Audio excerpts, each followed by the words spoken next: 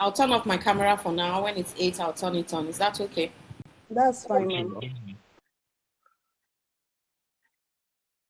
Ven Vienna, ven Vienna, ven Vienna, ven.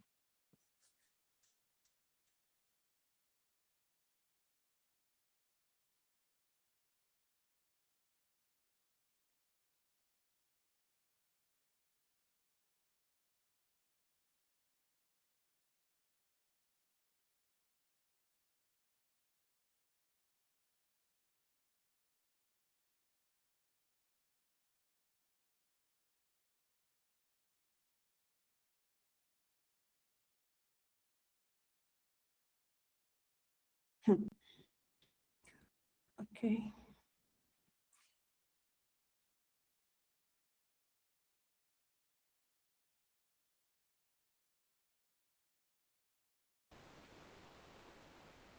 Hello, it's 8 on the dot.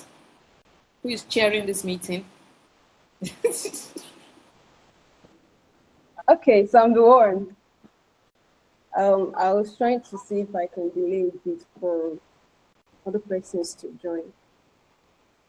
Maybe 2 to 3 minutes. Okay. Thank you.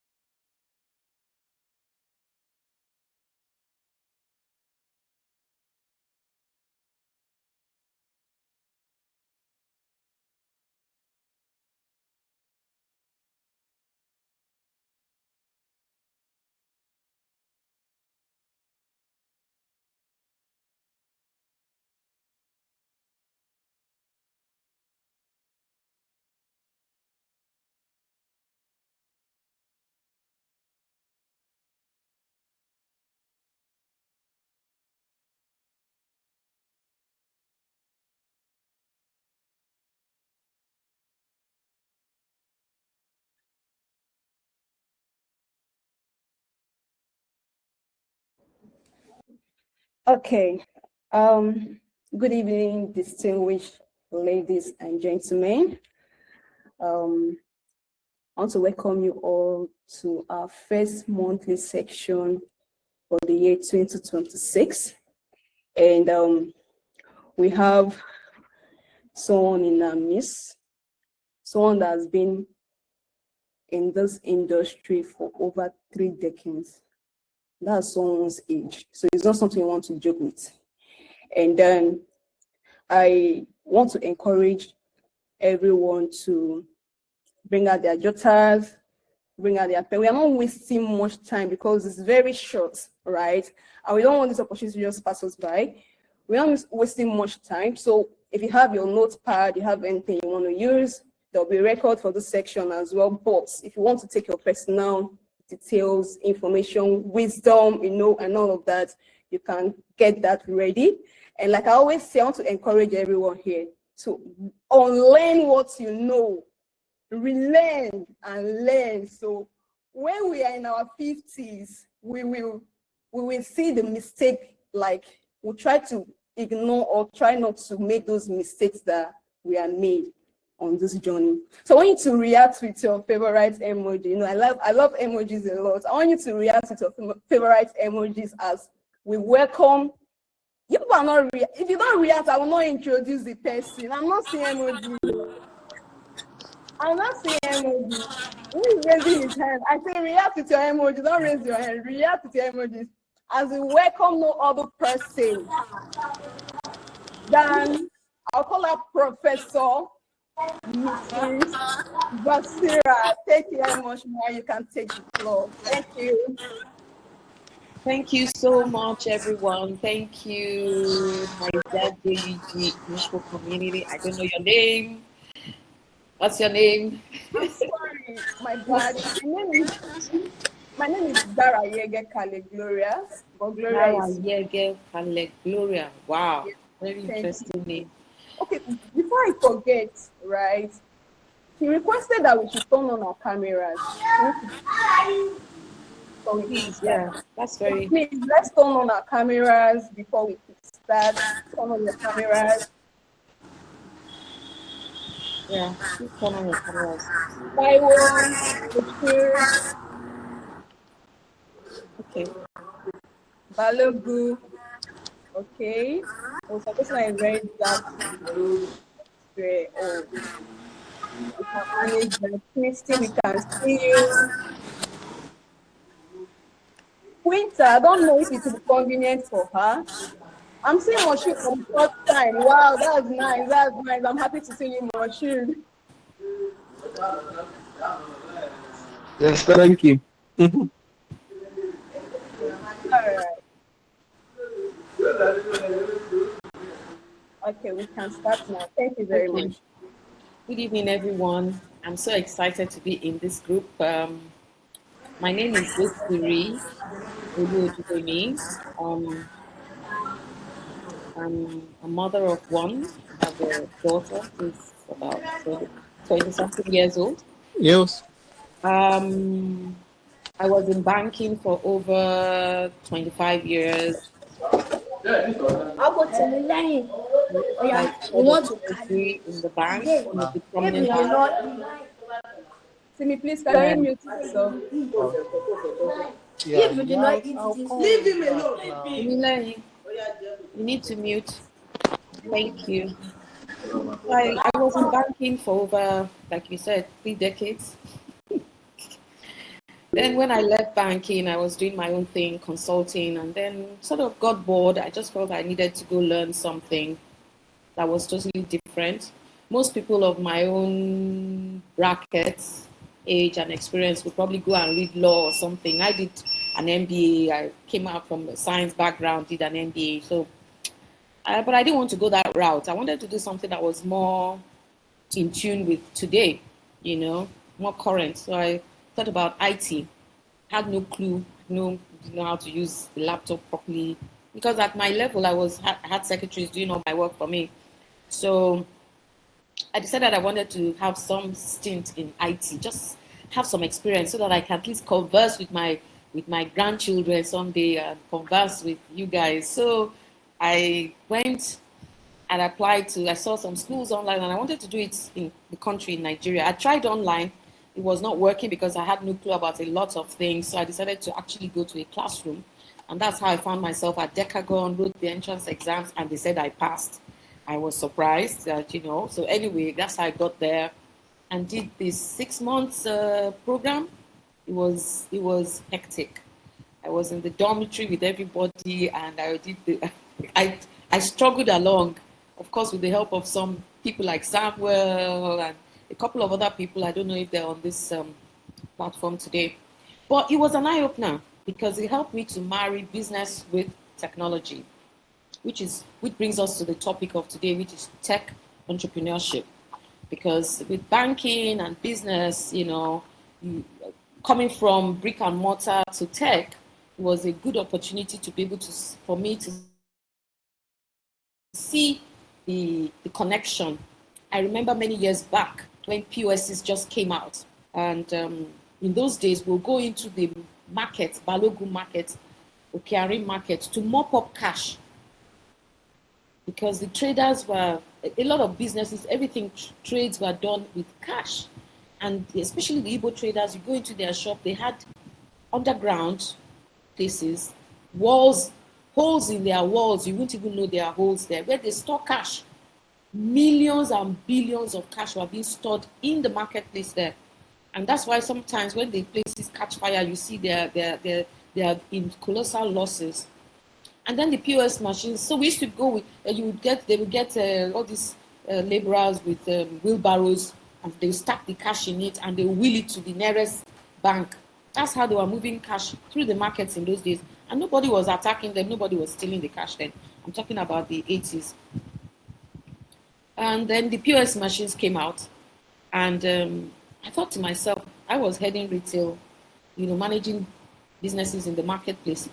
But why can't these guys start using the POSs to pay? Why can't they get us customers to use POSs to pay? And it looked like a strange thing. You talk to the traders then, Today, even the man selling banana on the road, fruits, has a POS machine. This was archaic then. This was like you are bringing something strange to them. Nobody wanted to use a POS machine. But gradually, we got them, to start using it. First of all, it was the charges. But what am I saying? Technology keeps improving. I'm sure you know that. And it's based on somebody's ideas. Let's get into the topic of today so that I don't jump ahead of myself. So I'll be sharing my screen now. I'll take questions at the end. Thank you.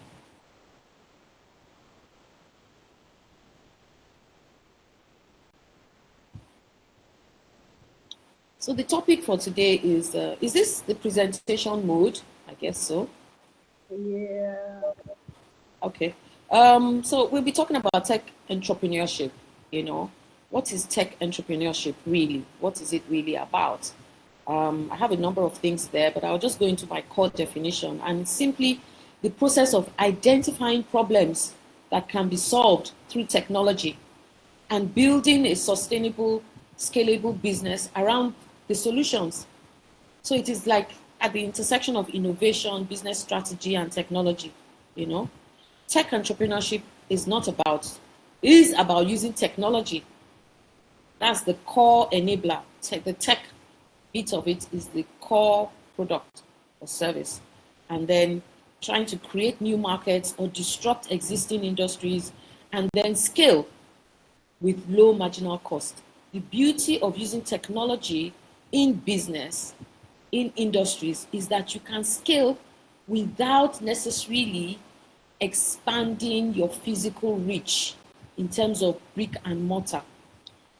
I must tell you that there are some banks today. I know a big bank, one of the major banks in the industry today, told us that they are looking for how to convert their branches into tech hubs because those branches are now lying fallow. Many bank branches, if you walk into them, you can hardly find 5 people in them.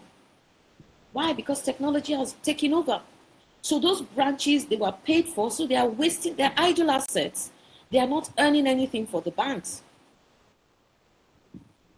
So you can see how technology has taken over. And with IT, with tech, you can scale. You can increase your customer base without necessarily increasing your brick and mortar. Just by, you know what to do, you are the coders, expanding the ability of your applications to accommodate the numbers at cost that is next to nothing once the app has been built. So that's where technology comes in. So the word scale, this is where it comes in. You can scale your business at low marginal cost compared to the old-fashioned way or traditional way of doing business. So the key thing for entrepreneurship are tech being the enabler and being able to scale at low marginal cost. Like I said, technology is not the goal. It is only the tool.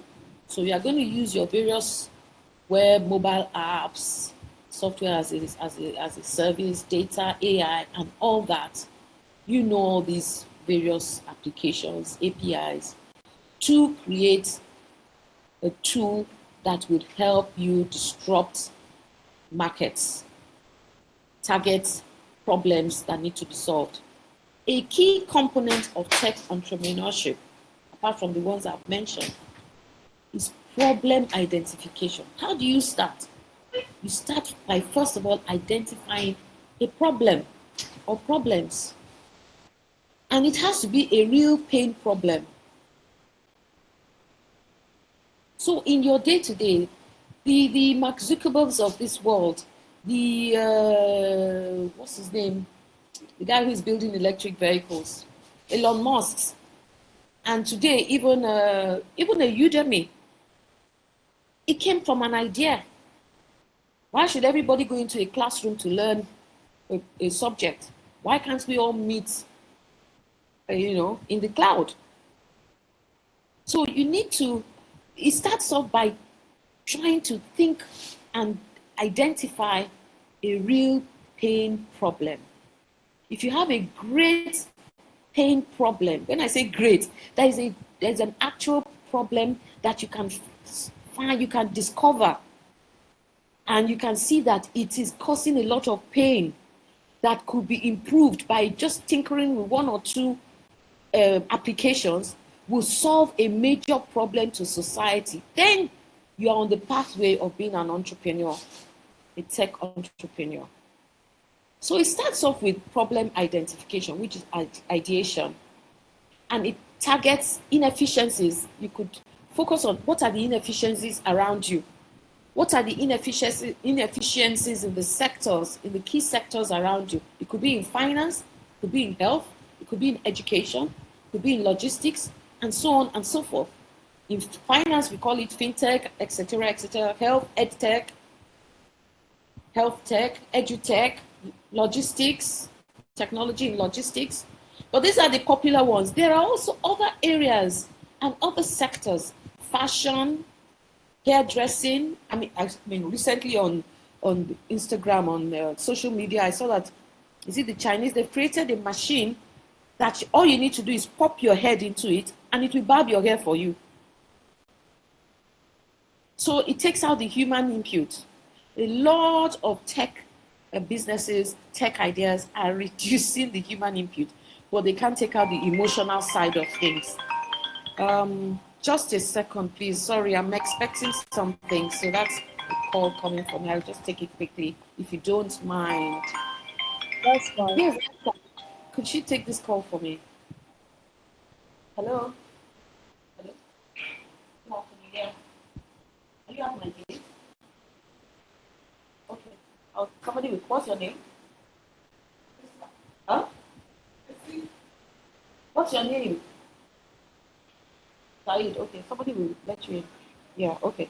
Saeed, okay. Please call Esther for me. Just a sec. I might have to put this on silent so I quickly. Guys, I'm sorry. I'm sorry. I'm sorry.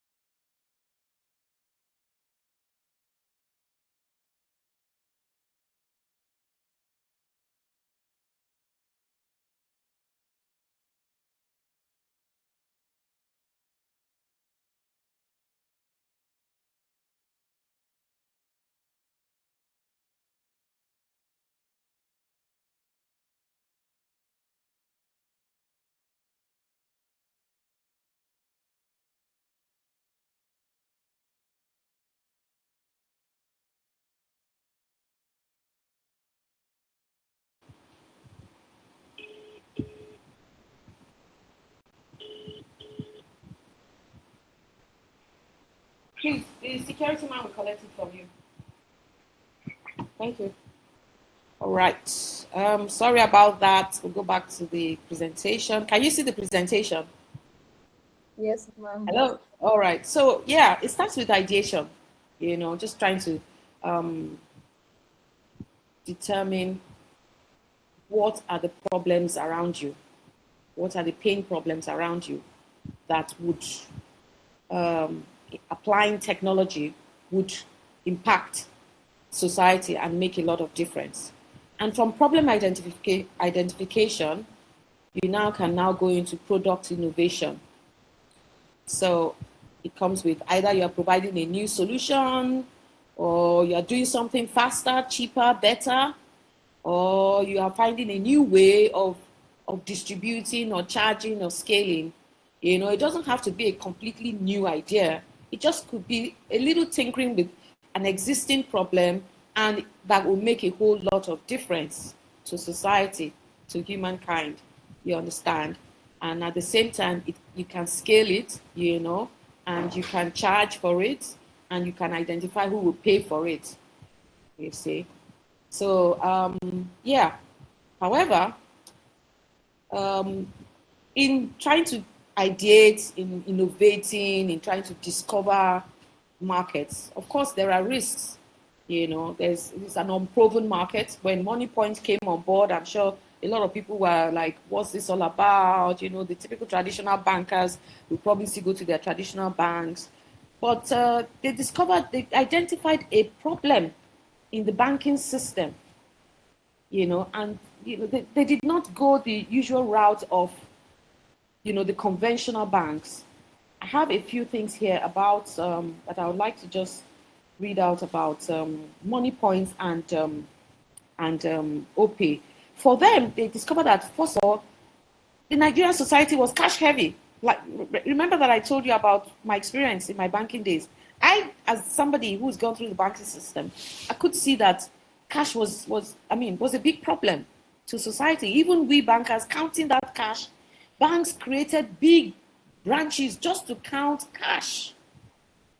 And so coming up with a solution to that alone was a major pain solver, because people had staff that they just sent to the bank who stayed hours there just for their cash to be counted. And so providing a solution for that alone was a brain changer. So they discovered that, look, Nigeria is cash heavy, is highly informal and underbanked. A lot of people were moving millions of cash up and down, and a lot of them could not open bank accounts. Why?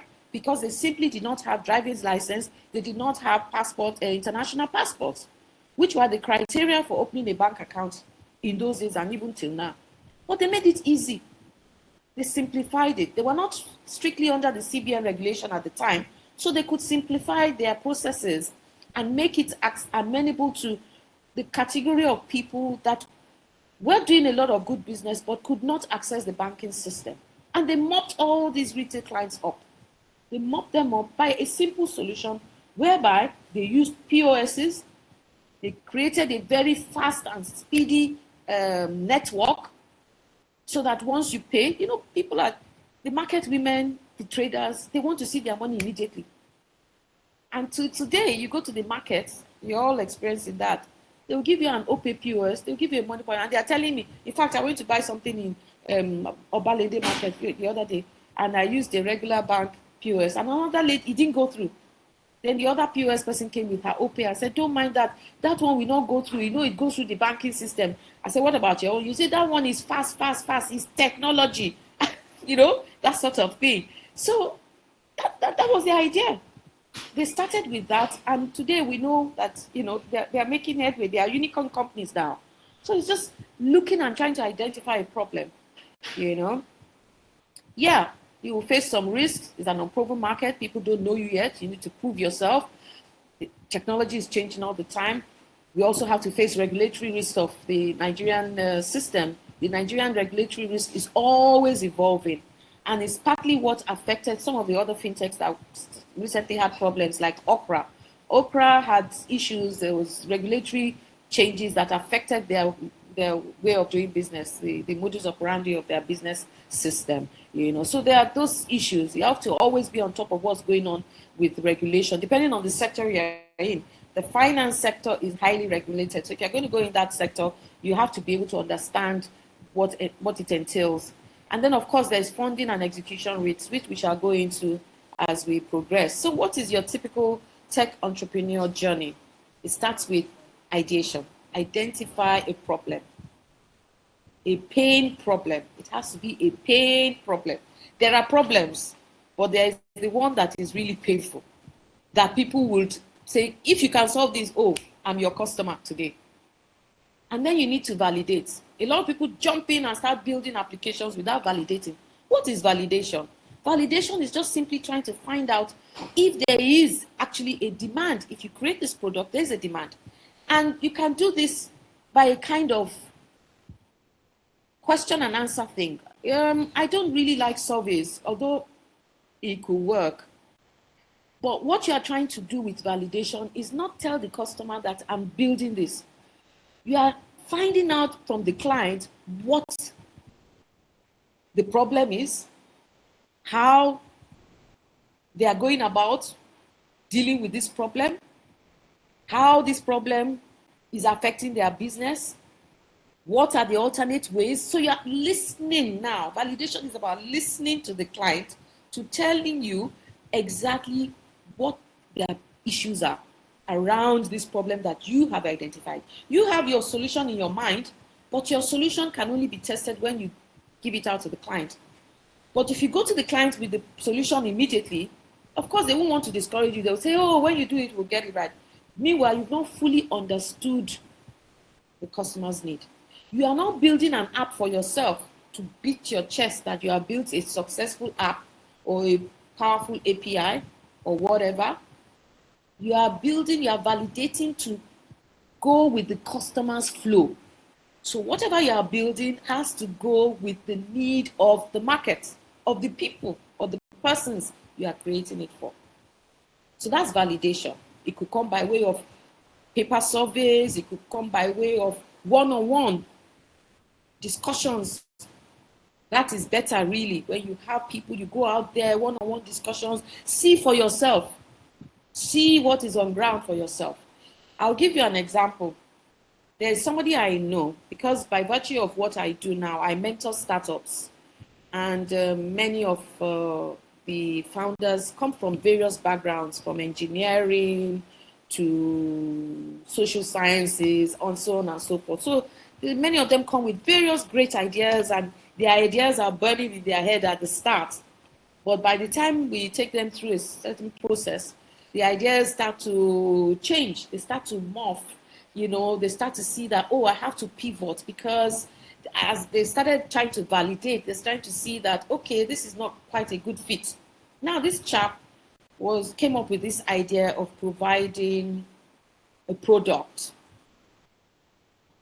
to the markets. I am under bond not to disclose ideas from this institute I work for, so I will not be very direct, but I'll just give you a scenario. And he had everything well dotted. Oh, this product, yes, the market said, yes, we want it. Oh, we will buy from you. The supplier said, oh, we are ready to give it to you. The buyer said, oh, we will buy from you. And he tried to execute it.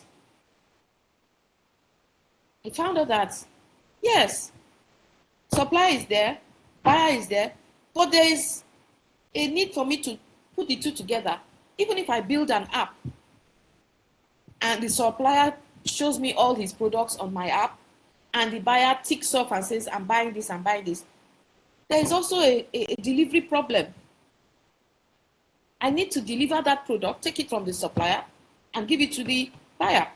Now, this product, the cost for it is very small. It's a small, a minimally charged item that doesn't cost a lot. Let's just say 2K. And if he has to deliver to one person, it might cost him even more than the 2K. Do you understand what I'm saying? I'd like to have feedback. Do you understand what I'm trying to say here? Are you guys hearing me? Yes, ma'am. Yes, ma'am. Yes, ma'am. So it was he trying to actually validate that he found out that, oh, I need to do something about this connection point here. How do I reduce my cost of delivery? Can I get a warehouse where people can come and pick up? So he's tinkering with that.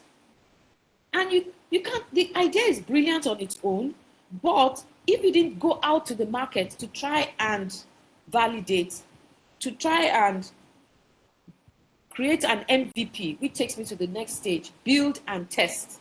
That is the MVP, the minimum viable product. The minimum viable product is not a toned down version of your product. It is actually the real product, but just done in a smaller size. So if ordinarily your go-to market, where you actually go to market to scale, to sell your product, you need to at least start with, say, 1 million items. With your MVP, which is your minimum viable product, you might just need to start with 10,000 items or 2,000 items, depending on what it is about. So your minimum viable product is actually your real product, because some people tend to think MVP is a smaller shadow of my real product. No, it's the product itself, but a smaller volume or a smaller number, a reduced amount, not a reduced version, the real version, but a reduced amount. You need to start with that and test the market to see if there is a real demand or not. And if there is a demand, what are the bottlenecks in meeting the demand? Just like what I told you about this chap. This chap had identified a good problem. He had validated it. The buyer said they will buy. The supplier said they will supply. But he ran into this problem of delivery, which will overrun his income. And he also ran into another problem of the supplier not being willing to update his app. He had to build a connection with the supplier such that the supplier will be willing to station somebody who will just be there to be updating this guy's app with the products. You cannot know this at the ideation stage. You cannot know this at the validation stage. You can only know this at the minimum viable product stage, where you are building it and you are testing it. And it's not building a full-fledged app at this stage. All he just did was a landing page, which you could do, a landing page. In fact, at this stage, the simpler your application, the better for you.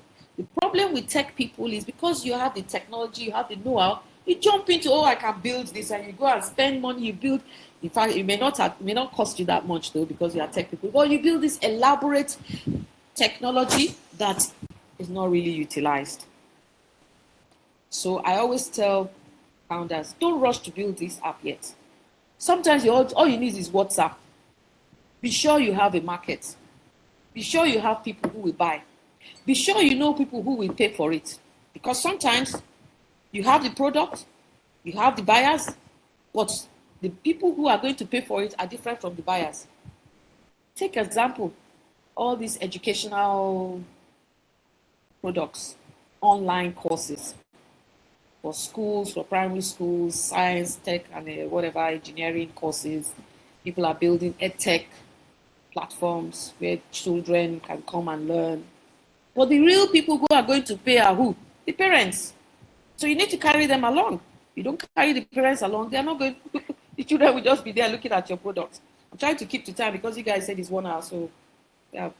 So after your build and test, which is much more elaborate than I've gone into, but that gives, just to give you a nutshell, you go into your scale and fund. Then you can now talk about, okay, you have a product. Okay, you have a minimum value, you have MVP. You have started generating from some revenue from your MVP, some cash flow. Then you can start talking about scaling and funding, which is a whole situation of its own. At scaling, you are talking about building your app now, and this is where founders tend to go and recruit people like you. Now you are the ones going to need to do that yourself. They'll probably recruit you, say, oh, I've gotten a good tech person with experience in software development and my team, and you are just going to build. But if you are an entrepreneur, if you're entrepreneurial minded, you're not just going to build. There are certain questions you'll be asking from your co-founder, assuming you are a co-founder. Certain questions you will be asking him. What so far has been our market share? What you start there, unit economics. What is the cost of production? What is our revenue? Are we making money from even this minimum viable product that we have put out there? Are we retaining our clientele? So there are some economic questions you need to ask. So an entrepreneurial-minded person, whether it's tech-based or any other sector, needs to look at the business itself before you start just building one high-quality application that becomes a waste. And then you now look at funding. I tell founders, your funding can't come from the air. You can't just come and tell me I need $500,000 to build an app to go to the market. Because the people you are talking to, investors, are savvy. They sure know what the cost of these things are. And you put off investors when you start just calling numbers without doing your homework. I think we'll get into that a little bit. So yeah, funding and the ecosystem. Tech entrepreneurship is, like I said, is about using technology, creating new markets, scaling with low marginal cost. What makes it different from other kinds of businesses is that the skills required in tech entrepreneurship, like I had mentioned, is business and revenue. You need to know your business model, your revenue model. Where is money coming from? Is it B2B? Is it business to business? Are you selling from business to customers? Or is it SaaS? Is it service, software as a service? And you need to, of course, customer discovery. Who are my customers? Who are the people going to use my product? These products, how well is it suitable to the demand of the marketplace? Of course, the basic technology that you need, which you guys are the experts in, and of course your team is very important. Your marketing team is very important. And I always tell founders that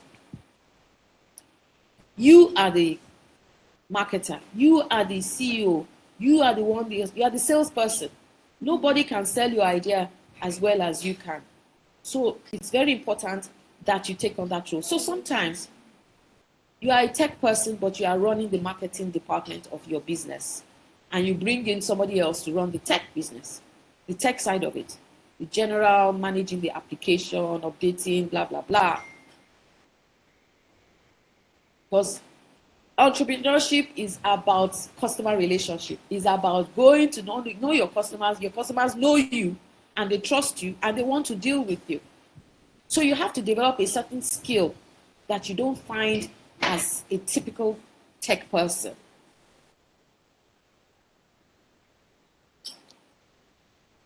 So like I said, I don't want to overflog this. When you are scaling, you're trying to solve systemic problems, you're creating jobs. That's the impact of your tech entrepreneurship. It creates jobs. It impacts society. You know how many people that Money Points and OPay have employed. Even the general people walking the streets now carry POSs.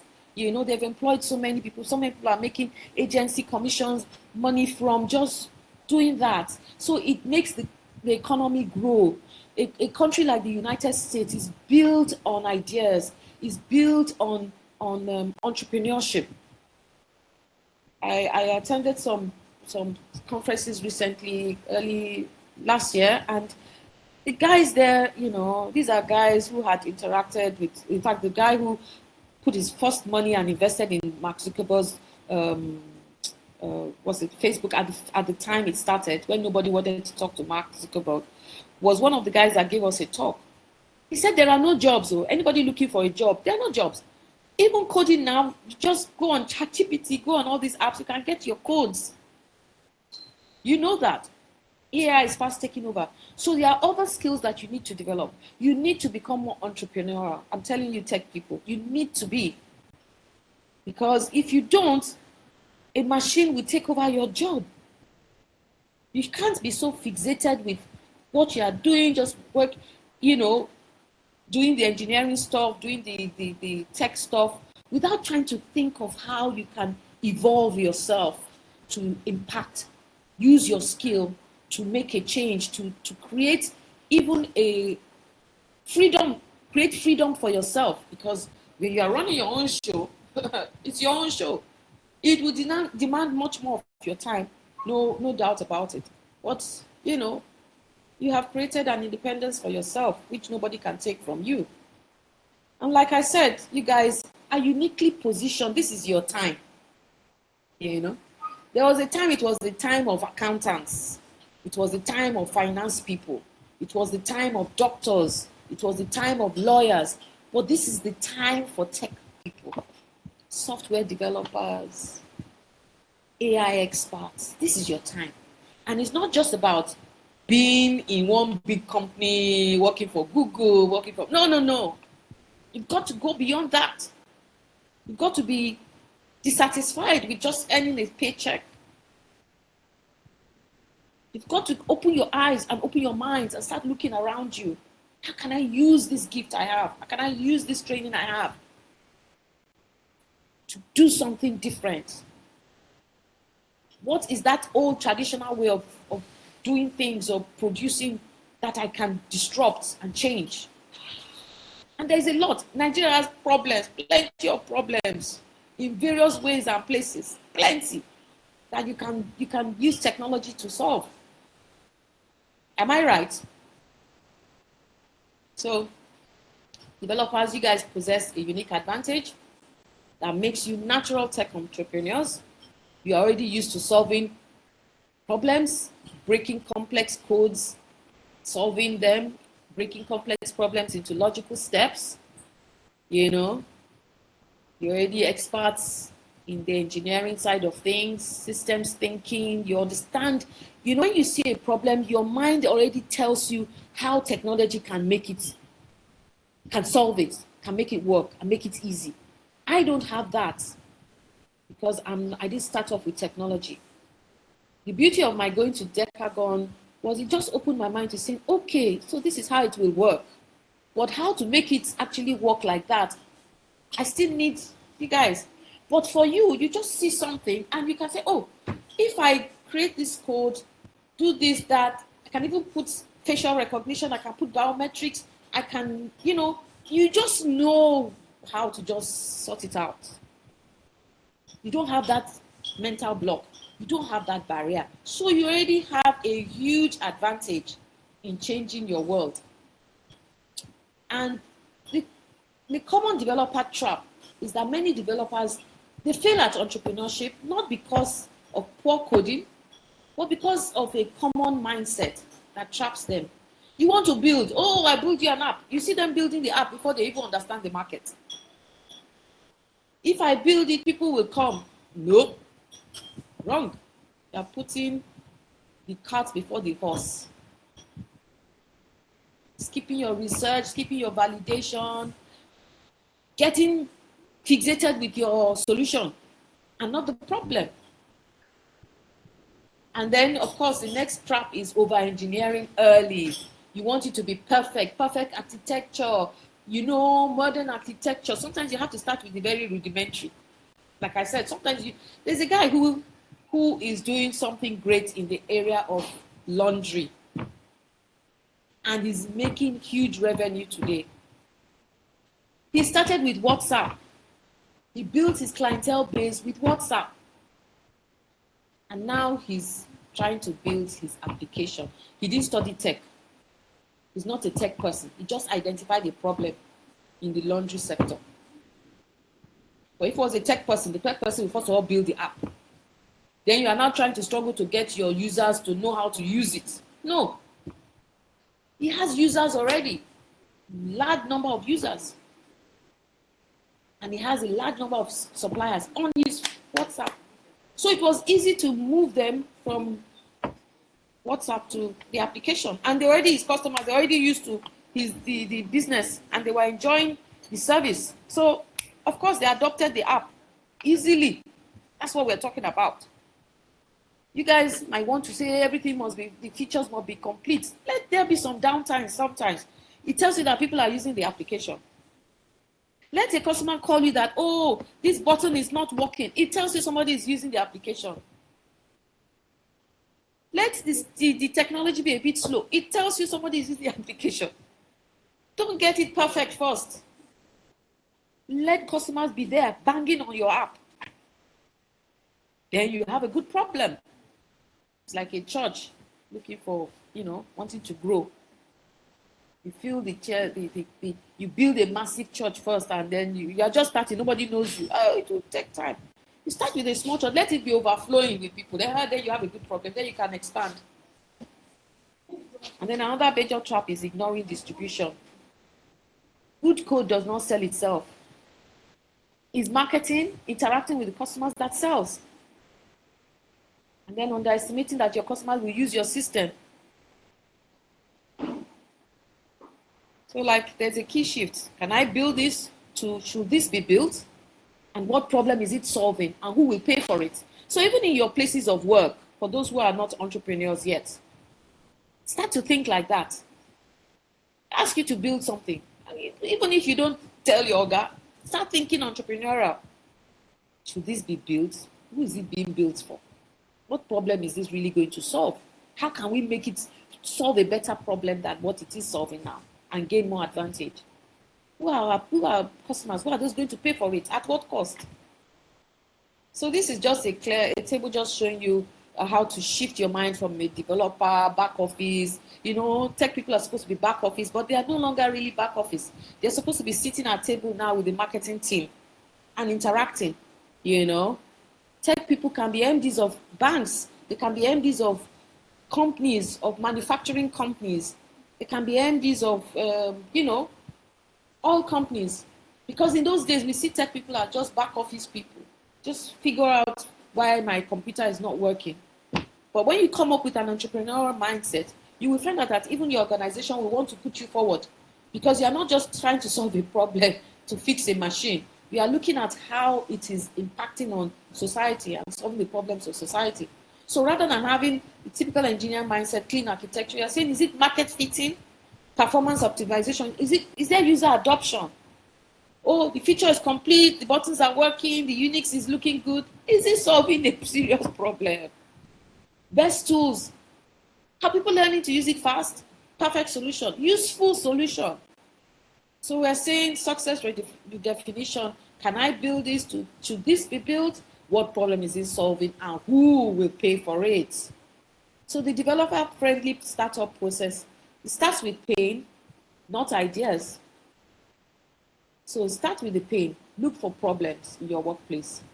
Open source. I keep talking about problems because that's the starting point. You have to look for problems. You have to open your mind. Because it's what you open your mind to that you will discover. On your way to work, where is your mind?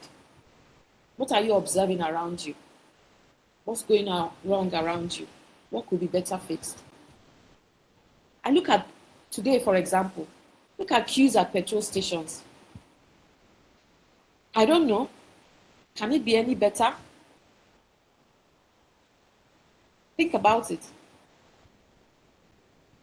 The distribution network, what can we do about it? And it comes by just looking at your environment. Like I said, validate, build your MVP, then you can scale and fund.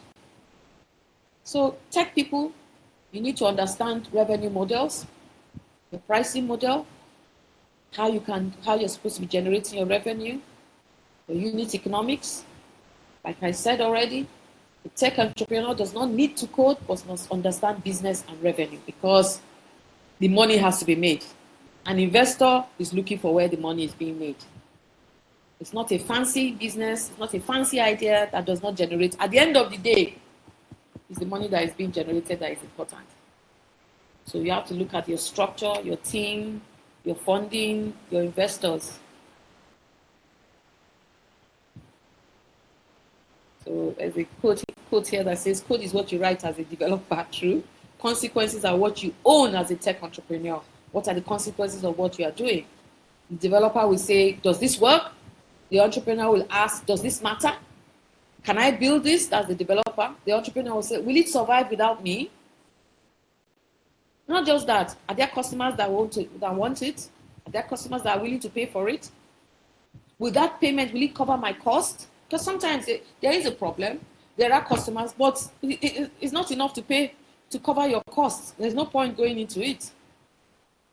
It means that you got to pivot, got to rethink it, and how to make it less costly, or how to get, maybe you are talking to the wrong target market. That's another thing. So when you do, there's what you call go to market. When you go to market, you are now trying to identify your customer niche, the customers that are ready to pay for your product, because don't waste energy creating a product that people cannot pay and you cannot cover your cost and generate some revenue. It's very important. Otherwise, it's not entrepreneurship. It's just an NGO. They feel good.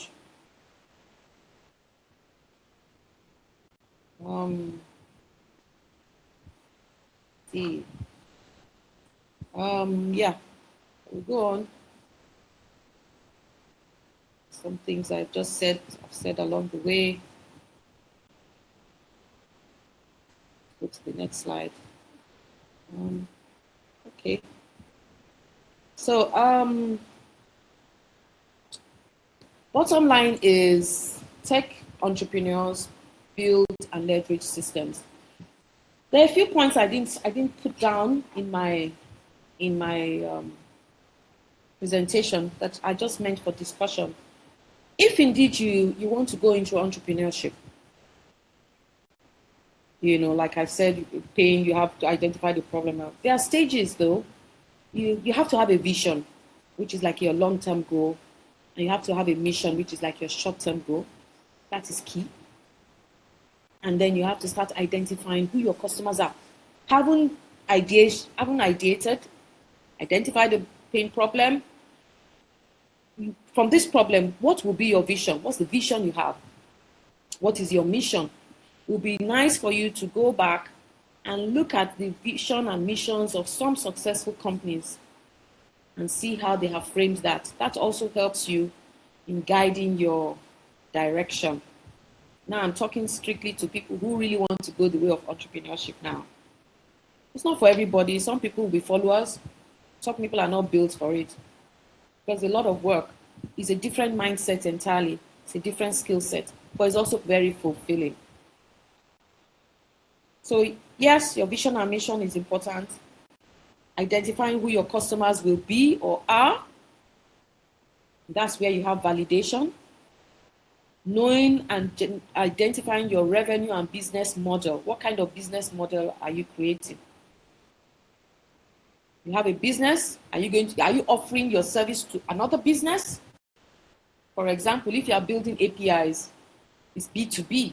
It's from one business to another. If you are creating an app that helps people to enjoy certain services, then it's B2C.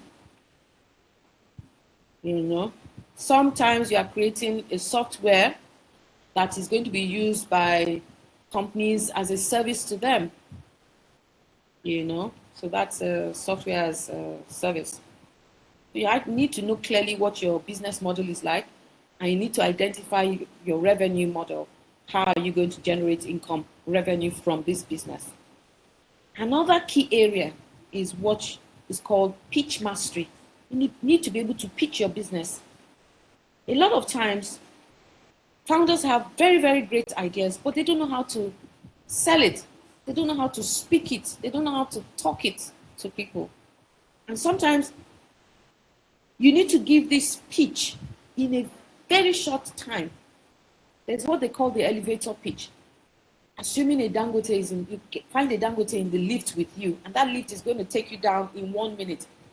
And you have an opportunity to speak to him about your idea. In 1 minute, what will you say? That's what is key. So, as an entrepreneur, whether in tech or whatever, you need to be able to pitch. Something called pitch mastery. You need to learn how to pitch, where you just say the salient things about your idea to the investor that catches their attention. It's a training of its own. Then you have to have a legal structure in place. Your business, you get a lawyer, set up a proper business structure. Now with the tax policy of government, you need to have a properly incorporated company, in limited liability company, to enjoy some of the benefits of the new tax policy, up to when you start generating a turnover of over 100 million. So your legal issues should be well sorted.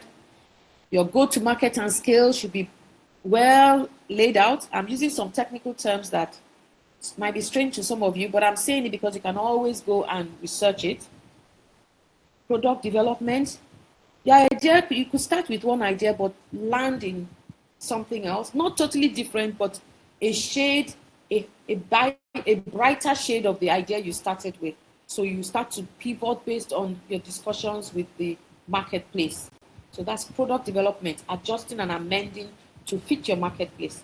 And then you need to have a team. You can't be a jack of all trades. You need to identify who your co-founders are, whether in the account side, you have a good accountant, you have, like I said, as a tech person, you are the chief marketing officer. So you maybe at the early stage, yes, you can be the software developer and the chief marketing officer. But as you start to grow, you need a good team. You need to have clear path for marketing and growth. And then your fundraising. You may start with your personal resources, bootstrapping, that is your resources, then family and friends, that's what's called bootstrapping to fund. Then you start talking to people, you have angel investors, these are individuals, high net worth, who you can, that's why your pitch mastery is very important, who you can go and speak to. You can't go to them and your whole delivery is scattered.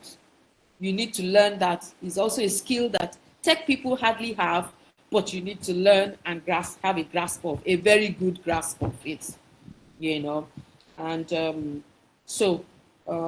talking to angel investors, and then you also now get to a higher level where you are talking to venture capitals. And at that stage, they want to see, it's not about how good you look, they want to see that you have MVP, you have cash customers, you have customers over a period of time, and they want to see dedication to the business, they want to see honesty, transparency, and passion. And that will come across when you give your pitches. At this point in time, I'll take questions, and I quickly want to say that there are various accelerators, they call them, like where I operate. It's called Founder Institute. It's a Silicon Valley accelerator. It's the largest in the world. And basically what it does is helps build entrepreneurs from the seed stage. The seed stage is where you have not even grown the business at all. You only just have an idea. You are welcome in the accelerator, in an accelerator like Founder Institute with just your idea. And then we help you, we polish you up, as it were, so that by the time you are done with the process, you are a sound entrepreneur. So with your tech expertise, you now have a total well-rounded business exposure, pitch mastery. You know, you have a clear idea of how to go to market and scale. You're already even building MVP, you're already generating clientele, and you already have a structure in place, and then you're now being exposed to potential investors who can invest in your business and support the growth of your business. So that's the stage I would like people who want to take this further from just a presentation to actually setting up a business of their own in tech, to try, and if you don't have business skills, you know, soft skills like that, register in an accelerator program to build that knowledge and skill.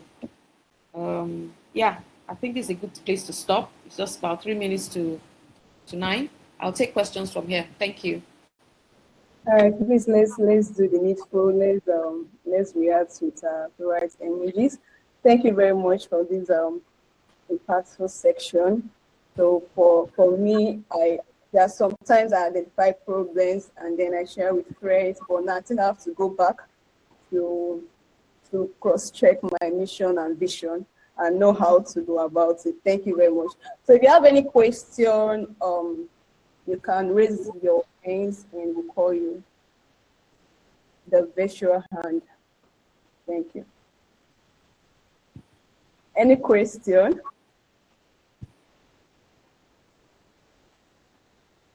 No question. Wow. Is it because of the timing? Okay. In the absence of any questions, I want two of my bosses. Okay, fine. That's the one I wanted to mention. I wanted two of my bosses. Oh, Joe. That's my lecturer, my boss. Okay, all right. So, Mr. Ode can take the floor. Thank you very much. Hello, Mrs. Vesiri. Good evening. Good evening, Samuel. Nice to talk to Good you. to see you all. Yes, first of all, I want to commend you for your teaching. Very awesome. I want to take a course on project management and design, and everything you were saying just reminded me of the whole classes and things like that. Very, very apt. Okay, so I'm asking this just so you touch on it again, and then maybe it will help any other entrepreneurs here on how to think about funding. You know, just like I said, it's very easy to imagine solutions as an engineer. You know how to build, what to build.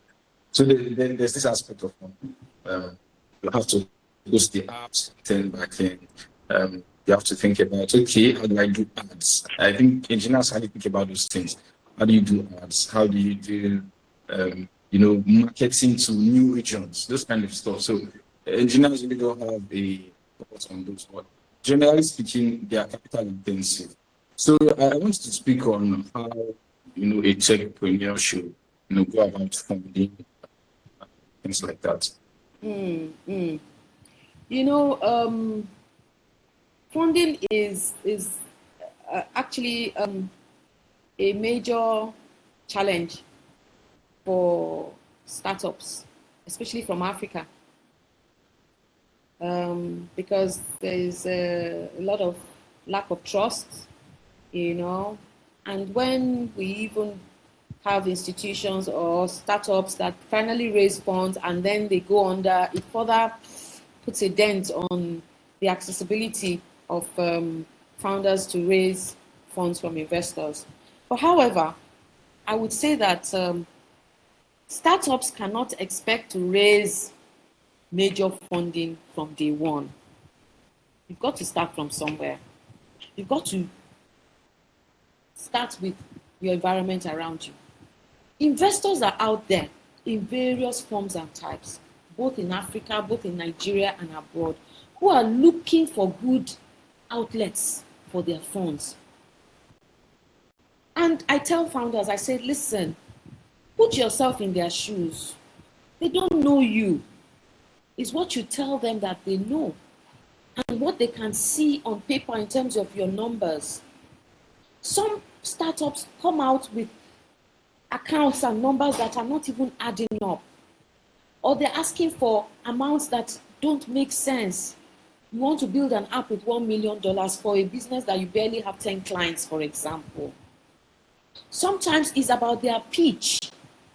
They are not able to deliver the story in a way that would captivate and convince investors. Investors are looking for honesty and transparency, passion from the founder, a sense of ownership by the founder. They want to see that you have a stake in it. They want to see that you do have the clientele and you are growing. And that growth phase is where a lot of startups fail in, because you've not put the business out there. You've not started generating revenue. You must start to generate revenue. You must start to have clientele. People are using your applications.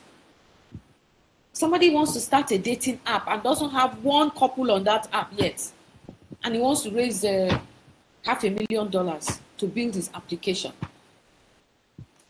You need to have evidence that this is an idea that is working. And then if you do and you've mastered your pitch, go and expose yourself to grant opportunities. There are various organizations that are offering grants. That's your test phase. Start with that. There are competitions, pitch competitions, where you can attend and you pitch. Like a lot of founders that have come through the institution I'm with, they've gone ahead to win at some of these competitions, and they've won $50,000, $100,000 as a start. It goes down to your record, and they've used that to further scale, so that by the time they're standing before major investors or VCs, they have a track record. Because there have been some founders who get this funding and they go and buy fancy cars, build houses, and dump the business idea. So nobody is a fool. The fact that they are investors and they have so much money doesn't mean that they want to. They're putting their money because they want a return. Isn't it? They're putting their money in because they want a return. If you can't guarantee them a return, they won't put their money in. And they're taking a major risk on you. They're taking a risk on you. So it's not a freebie. It's business. It's real business. I know that sometimes tech people or founders tend to feel, pity me now, I'm just starting. No, it's a business. And that's why I'm very firm with founders. Where am I getting my money from? How are you making money from this thing? Who is paying you? Who are your customers? Show me. You don't show me, there's no business. It's a business. It's not a charity. So that's it. Once there's a chap in the north, I mean, he couldn't even pitch. He couldn't even, but he went through the accelerator program. He pitches very well. Initially, he wasn't generating any funding. He had used his own money. Then he got an idea that, look, if I can sell this to government, perhaps, because it was something that would impact government, state governments, and help, the society. He started with schools. He was able to get 1 or 2 government support, and he built his product along those lines. But he got to a place where he sort of stagnated. He went for one of these competitions and recently won a grant. I don't know whether it was $500,000 or something like that. And he's taking it further. Now, international investors are saying they want to put money in his business. Yes, he's one of those that were listed to as one of the companies that they were going to invest in. Yeah. So there's a lot of hard work, background work. So that's it in a nutshell. The money is there, but you have to prove yourself. Thank you. Thank you very much, Ma. Afis, please take over. Okay, thank you. I hope I answered your question, Mr. Ojo. Yeah, very well. Thanks a lot. Okay, Afis, before we take your question, please, I just want to inform everyone on the platform, just in case you're not in our community, you can check the chat box for our social media handles. Thank you. Afis, you can go ahead.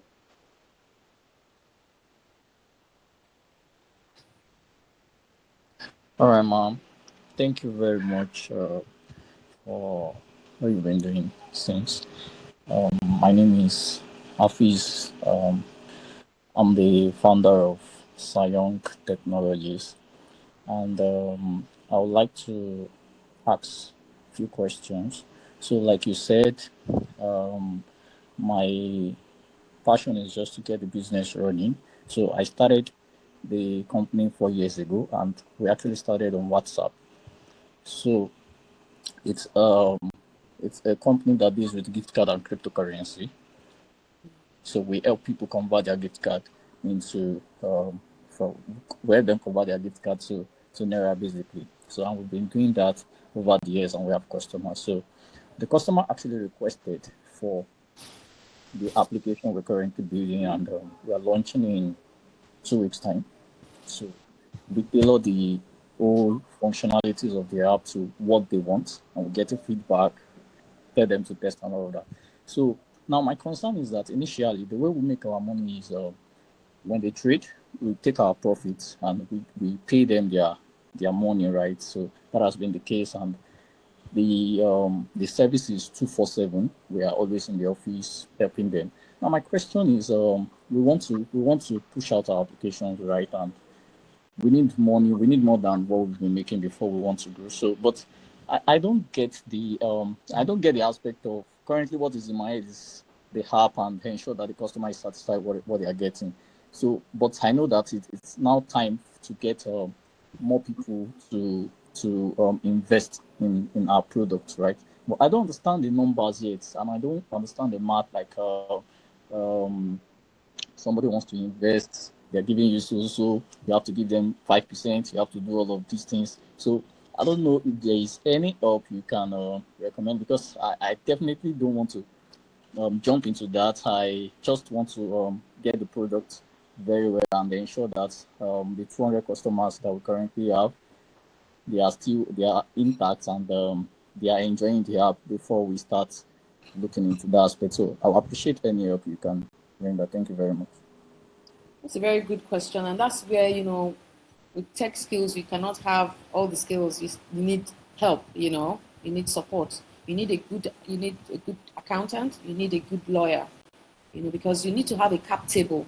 Your cap table is where it shows you, your total shares and the allocation, and what is left, and then you determine. And then the value of your company is from the value of your company that you determine, how to price your company and how to charge, to say, okay, and to an investor, this company is worth, say, 50 kobo per share, and for investing in it, maybe you want to sell it to them at a premium or at the same price. But these are technical things that you need technical people to assist you with. You cannot know that off the bat because you are not trained for that. You understand? You need to have a lawyer. Maybe it doesn't have to be a full-time lawyer for now because you're just growing. You could just have a lawyer on a commission basis. Have an accountant also on a commission basis who does your accounts for you, who would look at your assets, your liabilities, your cash flow and all that, see what revenues are coming in. How much money are you even making? Just because you charge a commission doesn't mean you're making money. Because you have a cost for building your app, for running your app. There's a cost to it.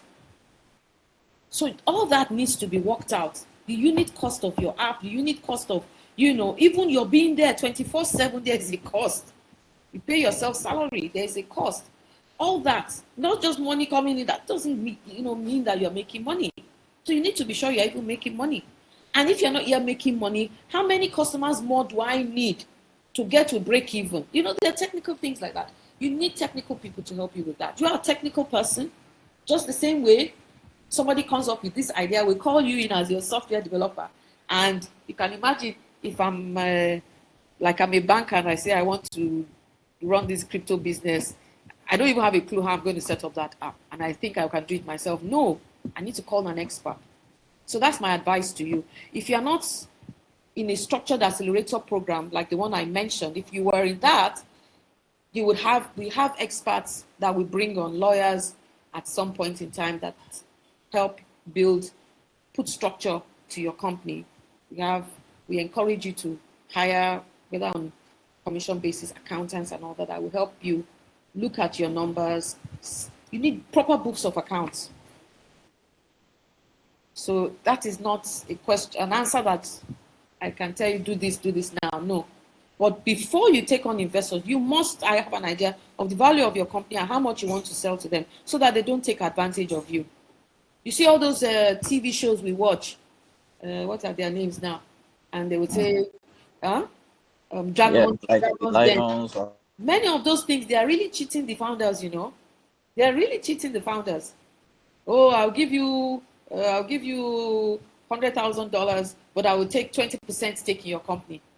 And the founder is excited as getting $100,000 and doesn't know what that impact of 20% means to the cap table of his company and the impact on the equity sharing of his company. It might mean that the man practically owns the company at the end of the day. So you need to go and sort that out, especially now that you are trying to grow. Well done, anyway. Good job. Thank you very much. Thank you very much. I think I am able to get some things. Also, I'd like to ask, you made mention of accelerator program. I don't know, how do we get on board on that? Well, I am a mentor and director with the Founder Institute. It's a Silicon Valley accelerator. It's globally recognized. You know of Udemy. All of you know Udemy. Udemy went through that program, and today is a unicorn company. Susu, I think, also went through. Many companies that you might know of internationally went through that program. And in Nigeria, we have, I belong to the Abuja cohort. They're all online programs, but it's very intensive. You can ask Samuel. He tried to, he couldn't cope. It's very intensive. So you might be running your business, but you still have to be on top because it's not a classroom program. It's a doing program. You got to do it. And, like this market validation, you might be required to speak to 500 people, 1,000 people. You must go out there. But by the time you are done with it, your business is probably flying. It will help to further deepen and build your business and make it stronger and more scalable. You have a clear path.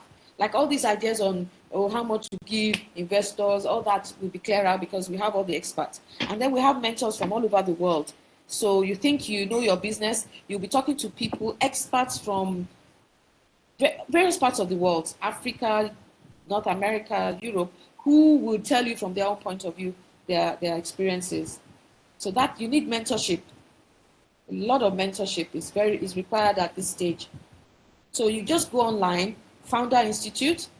That's the one I would recommend because they've been around for a long time and they're in over 100 and over 200 countries in the world. They've raised over $3 billion in investment funds, you know. And the beauty of the Founder Institute is that when you graduate from there, you're automatically an alumni.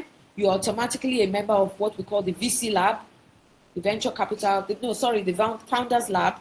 The Founders Lab is another session that exposes you directly to investors. So like what Mr. Joe was asking, you go through the accelerator program, you're already now in a forum where you are made to pitch regularly to investors.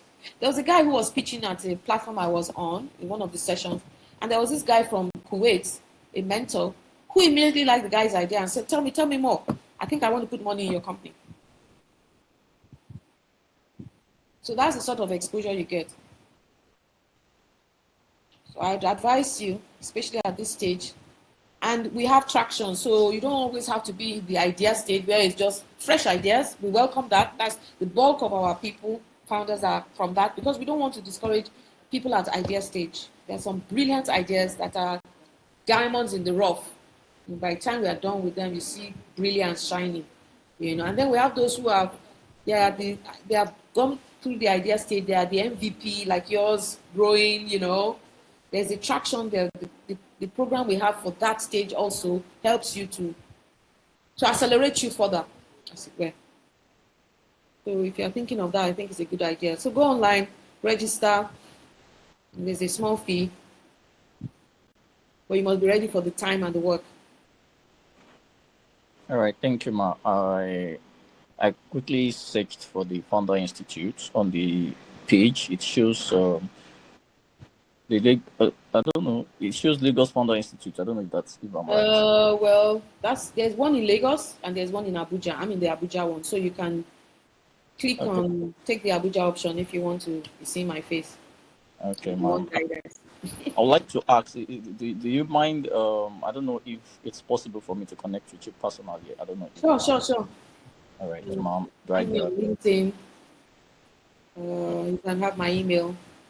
All right. All right, ma'am. How do I get those? Samuel, can you put my email on the chat? I can start with that and my LinkedIn. Okay, that's fine. I'll do that. To anybody that wants it, so that you know, I love to talk to potential founders. They are my people, because not everybody can have ideas. You know, kind of ideas that are coming out of people. Do you know that? I was just told recently that one of the telecom companies, you know what they do? They just gather. They just say, okay, we want an accelerator program for people in mobile operation to come up with ideas on how to prevent hacking of our systems. And they put all these young people in a room, all you young people, and at the end of the day, they came up with something recently that has helped to take care of hacking of their system, and they've incorporated it. And of course, they give funding to such. So there are things going on. There are banks, like I told you, a big bank has told us, look, they want us to help convert their branches to tech hubs. They want those branches to begin to be filled with tech people who can doing stuff, coming up with ideas, changing systems, making things faster, different. They realize that they are now behaving like they're like elephants now compared to the fintechs. The fintechs are moving so fast, so they're trying to wake up and be ahead now of the pack, not at par. So things are going on, and this is your world.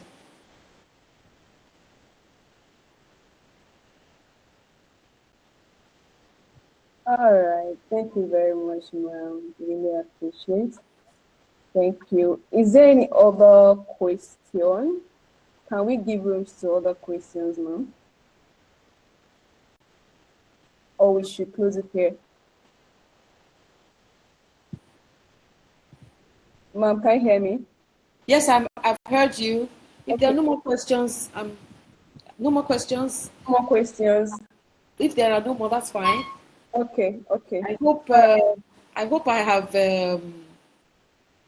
incentivized you. I have sort of gingered you up Of course, for me personally. to go out there and start to Yeah, disrupt your world. yeah, I will. Thank you very much. And also plead on behalf of the NAIJA-JUG that this is just one section of other sections we'll be inviting you. So, You have to teach me. so please, we'll always be at your doorstep. Thank you very much. So for those that on the WhatsApp group, LinkedIn, and all of that, you can join our social medias from the handles shared on the chat. Then Afiz, you can reach out to Samuel, and he will send you details. Thank you very much. Okay. So we'll be closing the curtain for monthly section here tonight. Tuesday is another day for lightning talks. So after identifying your problems, come and learn how to design the patterns you will use to build those solutions to those problems. Thank you very much, everyone. Thank you, Ma. We sincerely appreciate your time and the impactful section you offered to us free of charge tonight. We say very much thank you. Thank you very much. Thank you. Bye. Bye to everyone. Everyone. Bye. On Tuesday.